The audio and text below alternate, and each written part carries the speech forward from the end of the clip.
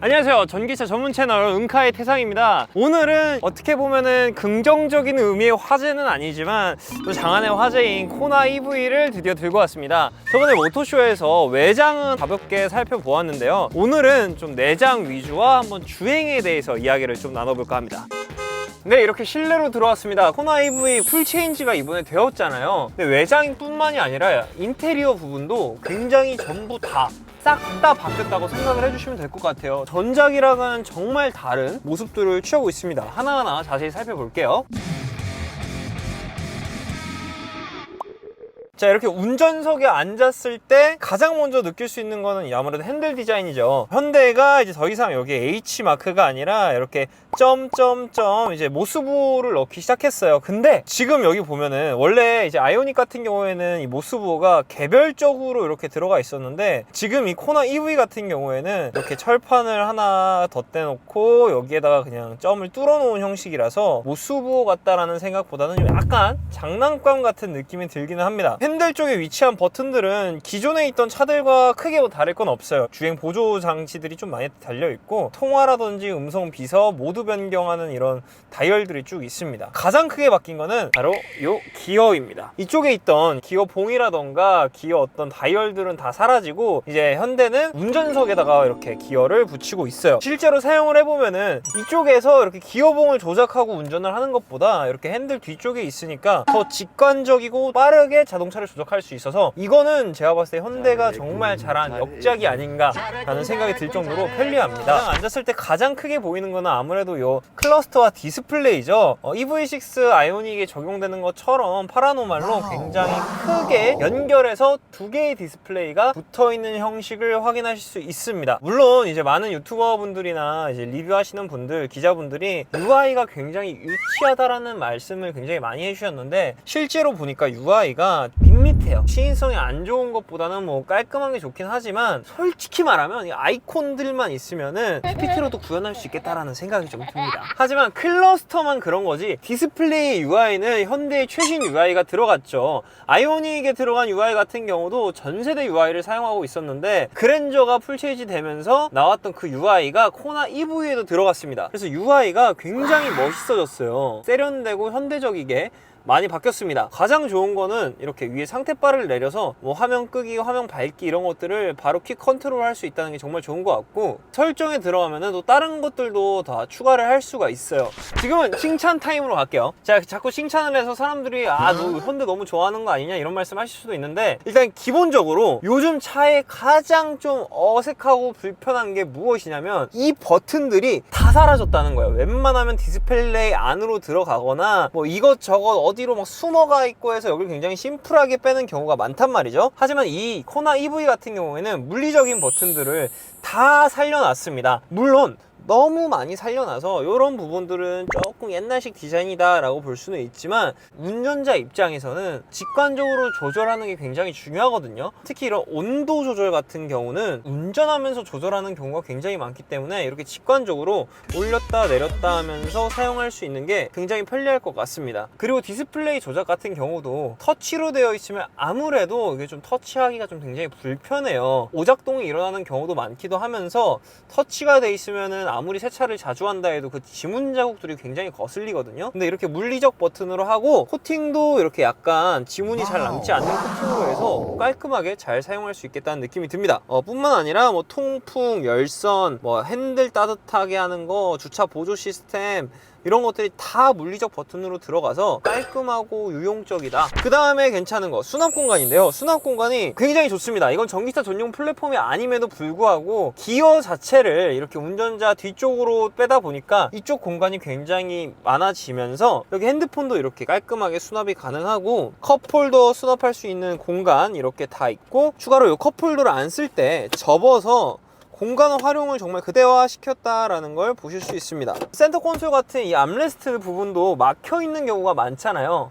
막혀 있고 깊다 보면은 사실 활용도가 떨어져요. 그래서 우리가 애프터마켓에서 층층이 나눌 수 있는 부품들을 사서 층을 나눠서 사용하곤 하는데 코나 EV 같은 경우에는 아예 이렇게 뚫어놔 버렸어요. 뚫어놔서 깊게 보관하고 싶으면 이렇게 해서 깊게 보관하고, 암레스트를 올렸을 때 얕게 보관하고 싶은 것들은 바로 보관할 수 있게끔 이런 부품이 달려 있습니다. 그래서 이건 생각보다 유용한 것 같은데, 약간 여기가 너무 뚫려 있으니까 이거는 좀 보기가 조금 그럴 수도 있겠다라는 생각이 좀 들긴 합니다. 그리고 이쪽에 보시면은 이제 요즘 USB A탑이 없는 추세니까 C타입으로 이렇게 연결할 수 있게 되어 있고요. 데이터 정송까지 가능한 부분은 왼쪽에 위치하고 있네요. 여기에다가 뭐 케이블을 연결하면 안드로이드 오토나 애플 카플레이를 사용할 수 있는 걸로 보입니다. 여기에는 C가잭이 있어서 장치를 연결하면은 여기서도 이제 USB를 뽑아서 충전할 수 있어 보여요. 자, 그리고 이제 이 차 같은 경우에는 이렇게 메모리 시트 버튼이 있습니다. 코나 EV가 전기차로 넘어오면서 뭐 물론 금액 상승도 굉장히 많아졌지만 더 이상 저가형의 SUV라고 불리기는 조금 그렇잖아요. 높은 등급의 차량들이 가지고 있는 옵션들을 많이 가져왔어요. 당연히 주행 보조 장치들도 들어갔어요. HDA2가 들어가 있습니다. 그랜저급, 소나타급에 들어갔던 옵션들이 좀 많이 내려와서 이 저가형 자동차에도 많이 적용이 됐다. 저가형은 아니지만 뭐 어쨌든. 그리고 이 차는 여기 보시면은 헤드업 디스플레이가 옵션으로 있는 차량입니다. 생각보다 헤드업 디스플레이 뭐 시인성 굉장히 좋아요. 여기에 뜨는 정보량도 편하게 운전하는데 도움이 됩니다. 그리고 조수석으로 넘어와 보면은 진짜 이 인테리어가 싹 뜯어 고쳐졌다고 느껴지는 게 뭐냐면 이런 수납 공간이에요. 이런 수납 공간이 레이에는 있거든요. 그 소형 차임에도 불구하고 사용 공간을 극대화한 자동차가 소비자들한테 극찬을 많이 받았다는 데이터베이스를 현대가 가지고 있으니 소형 SUV인 코나에도 이렇게 좀 수납 공간을 적용해 줬습니다. 그래서 핸드폰이나 좀 작은 잡동사니들을 이렇게 놓고 바로바로 꺼내실 수 있게 되어 있어요. 그리고 글로브 박스를 열어보면 그렇게 깊지는 않습니다. 아이오닉 같은 경우에는 이렇게 잡아 당기는 형태라서 뭔가 수납할 때 굉장히 좀 편하게 수납할 수 있었는데, 이거는 뭐 전용 플랫폼도 아니다 보니까 기존의 디자인을 그대로 승계를 받은 것 같아요. 그리고 조수석 옆에를 보시면은 이렇게 조수석에 버튼들이 있고, 이 차는 침대처럼 들어 눕는 기능이 들어갔습니다. 그전 코나에는 없었죠. 아이오닉 5나 뭐 6, EV6에만 들어갔던 기능인데, 이렇게 버튼을 꾹 눌러주시게 되면은 이렇게 완전히 의자가 뒤로 젖혀지게 되면서 편안하게 쉴 수 있는 기능이 있습니다. 운전석도 똑같이 이 위에 있는 버튼을 2번 길게 눌러주시면 이렇게 뒤로 이동을 하면서 편안하게 쉴 수 있는 릴렉스 자세가 됩니다. 한숨 자고 올게요. 개인적으로 제가 정말 좋아하는 기능입니다. EV6를 타면서 생각보다 자주 찾게 되는 기능인 만큼 이런 거 들어간 거 굉장히 센스 있는 것 같아요. 이제 일반 자동차처럼 레버를 당기거나 자동 시트를 조작하거나 하게 되면은 다시 내가 사용했던 시트로 돌아가려면 메모리 시트 옵션이 없으면 굉장히 불편했어요. 하지만 이거는 버튼 하나로 이렇게 돌아올 수가 있다. 현대자동차가 또 잘하는 게 끝나누기잖아요. 옵션부터 시작해서 뭐 다양한 기능들을 많이 뺐을 거라고 생각했는데 디자인 자체가 생각보다 괜찮고, 요즘 차들이 너무 없애서 불편하다고 했던 부분들을 살려놓으면서 생각보다 디자인 괜찮더라 라고 생각을 했는데, 자, 이 차량 가격이 4,800부터 시작을 해서 5,000 중반까지 가게 돼요. 실제로 제가 뭐 내 차 만들기를 통해서 제가 좀 생각해서 필요하다고 생각하는 옵션들을 넣어 보니까 5,000 초반에서 중반대 금액이 나오더라고요. 그걸 생각하면은 또 이 가격에 이런 걸 했다라는 생각이 좀 들긴 하죠. 물론 배터리 가격 때문이라고 생각을 할 수도 있겠지만 이 차는 좀 많이 아꼈잖아요. 배터리도 한국 배터리 LG나 SK 배터리가 아니라 중국의 배터리를 사용하고 있기 때문에 그런 부분에서 좀 아꼈을 텐데, 가격은 또 엄청나게 인상이 많이 되지 않았습니까? 그리고 보조금은 반대로 더 줄었고요. 그러면 소비자가 체감하는 구매 가격이 거의 2배 가까이 늘었다는 건데, 자, 지금부터 들어가겠습니다. ASMR. 정말 좀 너무하다 싶을 정도로 차 전체가 그냥 생 플라스틱 그 자체예요. 대시보드는 또 뭐 말할 게 뭐가 있습니까? 그냥 다 뭐 우레탄, 플라스틱 다 그런 소재들을 사용하고 있고, 이 차 같은 경우에는 뭐 보스 사운드 스피커가 들어가지 않은 차이지만 이런 마감들 하나하나가 굉장히 좀 싼 느낌이 납니다. 죄다 플라스틱을 그냥 덕지덕지 발라놔가지고 너무 아쉽습니다. 그런데 사실 플라스틱이라고 욕할 건 또 없다고 전 생각을 해요. 왜냐면 관리적인 측면에서도 오히려 편하거든요. 뭐 기스 같은 건 좀 날 수 있겠지만 가죽이 이렇게 벗겨진다던가 이염이 된다던가 하는 그런 문제는 적잖아요. 하지만 플라스틱이 좀 너무 가볍고 이 하나하나 터치되는 조작감들이 정말 너무 저렴한 느낌이 너무 강하다. 가죽인 공간은 정말 거짓말 없이 이 스티어링 휠이랑 여기 이것도 뭐 가죽이라고 하긴 좀 그렇고 인조 패브릭인 것 같아요. 이런 거 빼고는 죄다 플라스틱이다. 구조적인 모양만 봤을 때는 정말 전 세대에 비해서 공간도 많이 넓어지고 정말 깔끔하게 디자인을 했으나 원가 절감을 하기 위한 노력이 너무 눈에 띄어서 기분이 안 좋다. 너무 남겨먹는 장사다 라는 생각이 듭니다. 아무리 옵션이 많이 이렇게 적용이 되고 그랜저에 들어가는 옵션들이 들어왔다고 한들 현대기아가 그 옵션값 안 받는 거 아니잖아요. 다 받잖아요. 2열 딱 앉자마자 느끼는 거는 생각보다 공간을 진짜 잘 뽑았어요. 제가 그때 볼트를 구입 당시에 코나도 고려를 했었는데 코나를 안 하고 볼트를 선택한 이유가 같은 좀 소형급 SUV지만 볼트 같은 경우가 이 뒷좌석 공간이 훨씬 넓었거든요. 전작의 코나 같은 경우는 정말 뒷자리가 갑갑하다라고 느낄 정도로 이 무릎과 운전석의 거리가 딱 붙어 있었어요. 근데 지금 저 172, 175 정도의 남성 기준으로 의자를 맞춰놓고 봤을 때 무릎 공간은 굉장히 넓습니다. 굉장히 넓게 잘 나왔고 전작에 대비해서 차체가 조금 커진 것도 있지만 실내 공간감을 굉장히 잘 뽑았다. 그리고 의자 포지션에 대해서 말씀을 드리면은 확실히 높아요. 확실히 높아서 이 차 뒷자리 오래 타면 장거리는 힘들 수도 있겠다가 아니라 힘들 겁니다. 멀미가 굉장히 많이 날 거예요. 볼트 탈 때 뒷자리에 친구들이 타면은 진짜 막 사경을 헤맸어요. 그리고 뭐 머리 공간은 성인 남성이 엉덩이 쫙 붙이고 허리를 딱 펴도 어느 정도 남을 만큼 충분해서 그냥 편하게 앉는다고 치면은 답답함 없이 잘 탈 수 있을 것 같아요. 조금 단점이라면 허벅지를 받쳐주는 부분이 너무 떠요. 여기가 지금 아예 이렇게 떠버리거든요.